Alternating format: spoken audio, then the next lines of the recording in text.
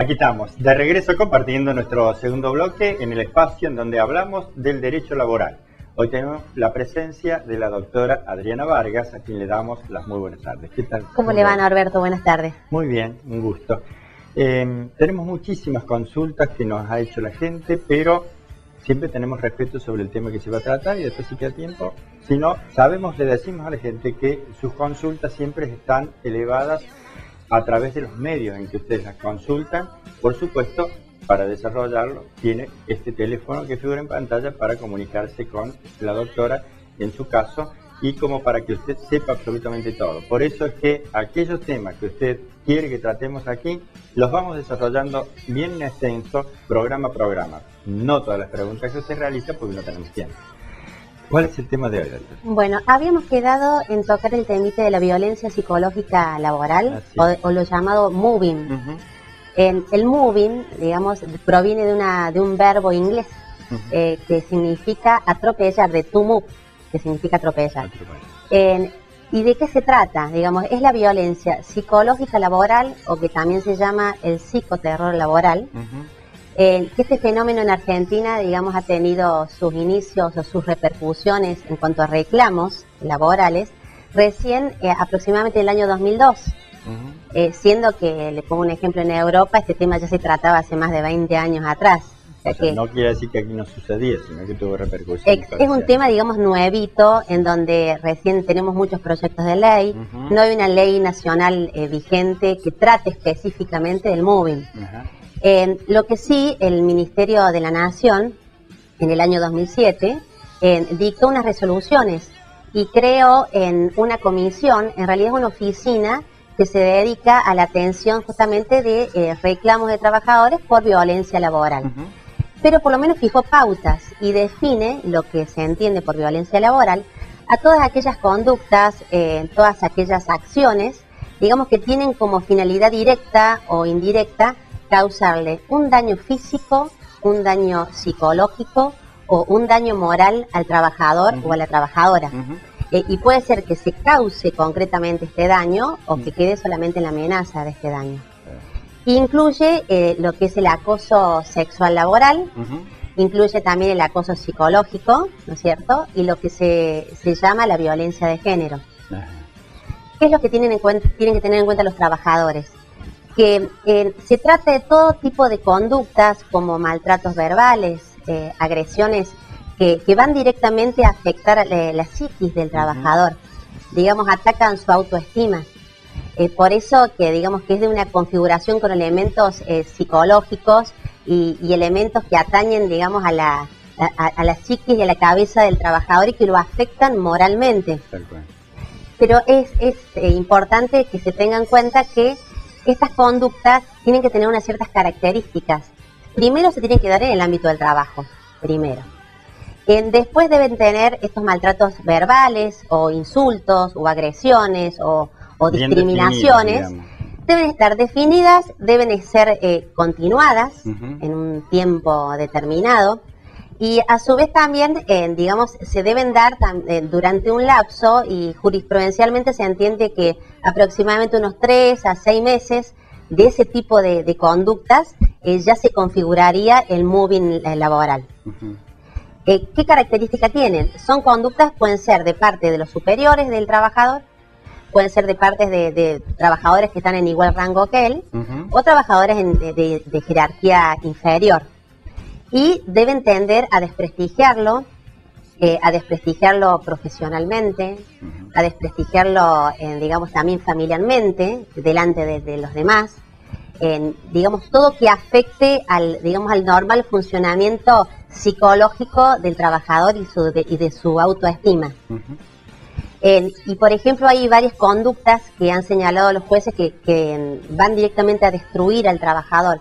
Por ejemplo, aquellas en donde lo limitan en cuanto a la posibilidad de comunicarse o hacerse oír con sus superiores. Por ejemplo, no puede comentarles ni nada porque no reciben ningún tipo de trato con sus superiores. Le limitan, por ejemplo, la comunicación con el resto de los trabajadores, lo aíslan. Se lo aíslan. Se le quita, por ejemplo, claves también de computadoras que él manejaba, le doy un ejemplo. se lo degrada a su familia, se le da un trabajo para el cual no está capacitado, o se le da un trabajo para el cual, digamos, o sea, si bien está capacitado, pero, digamos, pero no en ese momento, entonces como que tiende todo a perjudicarlo y a que él se sienta, digamos, subestimado. Entonces, ¿qué es importante saber? Primero, darse cuenta. ¿Cómo se da cuenta de eso? ¿Qué es lo que hay que ver? Como es una cuestión, digamos, de afección psicológica, sí. Primero a la víctima le cuesta reaccionar. Lo podemos ver digamos, primero en la familia. En la familia el trabajador, digamos que ya va a manifestar en su familia o se van a dar cuenta de que está padeciendo algún tipo de menoscabo en su integridad. Porque hay cambios en su conducta. Porque hay cambios en su conducta. O porque acuden a los psicólogos, sacan carpetas médicas psicológicas, están sufriendo de estrés laboral. Entonces tienen que empezar a analizar. Deciden no querer ir a trabajar, por ejemplo. No tienen ganas de trabajar o no se comunican con sus compañeros de trabajo. Entonces hay ciertos indicios.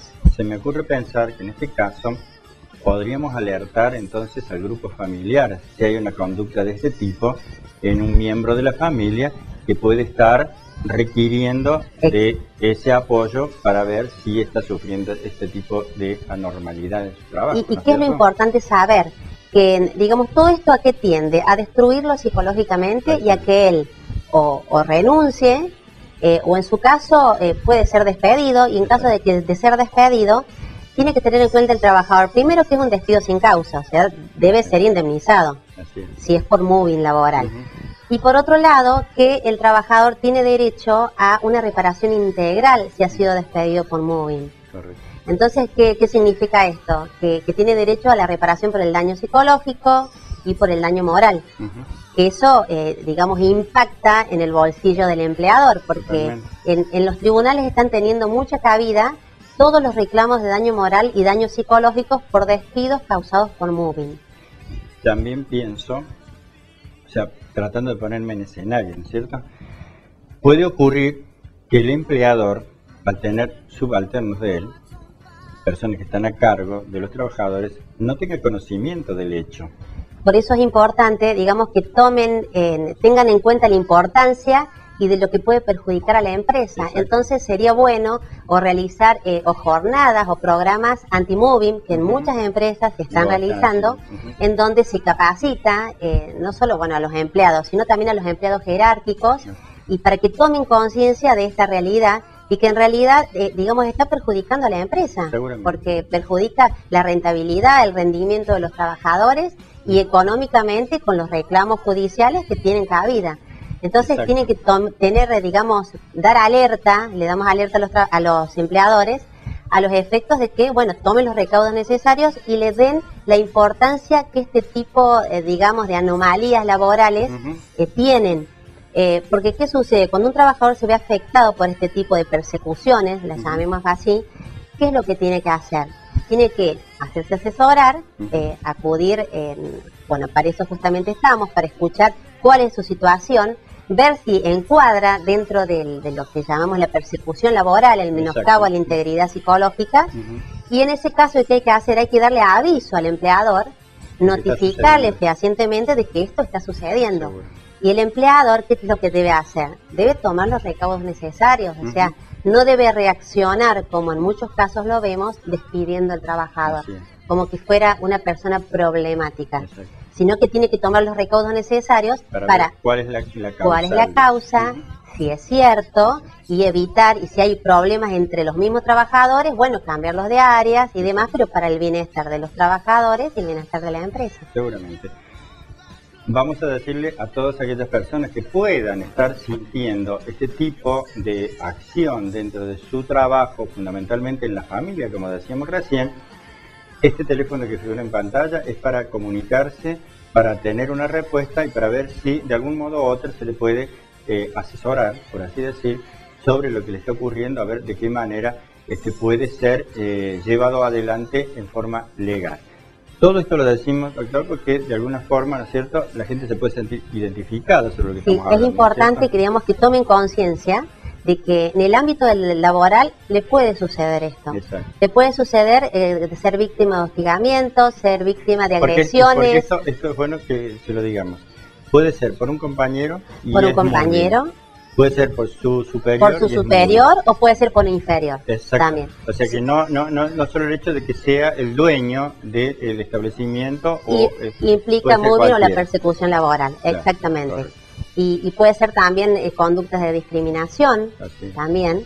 Hemos tenido ahora hace poco... el gordo aquel. Exactamente. Y le traigo a colación, hemos tenido hace poco el tema de una persona que ahora es mayor, que trabajaba en una empresa importante, metalmecánica, que tuvo un puesto muy importante y que a medida que pasaron los años empezó a tener inconvenientes y lo fueron, digamos, degradando y bajando en funciones. Hasta que llegó tal punto que no se le asignaba ningún tipo de tareas. Ajá. Es más, los jueces les llamó la atención este caso porque dicen que lo tenían parado sin hacer absolutamente ningún tipo de función y todos lo llamaban el viejo. Digamos, degradándolo por la edad, burlándose y no tenía ningún tipo de comunicación con él. Entonces, de esa manera, se sintió tan apesadumbrada esta persona que terminó renunciando. Exacto. Pero luego de renunciar, fue asesorado correctamente e inició el correspondiente reclamo por todo ese perjuicio moral exactamente, y a su psicología y a su familia, y ese desprecio tanto por lo que fue y hacia su persona. Por eso es importante que tengan en cuenta que esto existe, que los trabajadores lo sufren. Y que está contenido.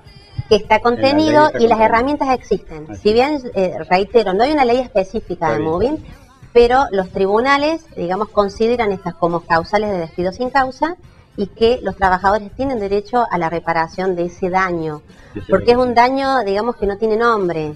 Y hay casos críticos, ha llegado hasta casos en que han tenido intentos de suicidio, por ejemplo, porque menoscaban de tal manera a la persona, denigrar a una persona, la denigran de tal forma que, digamos, que ya es como que lo laboral pasa a segundo plano y ya destruyen hasta su propia familia. Un tema muy interesante, me gustaría que lo sigamos.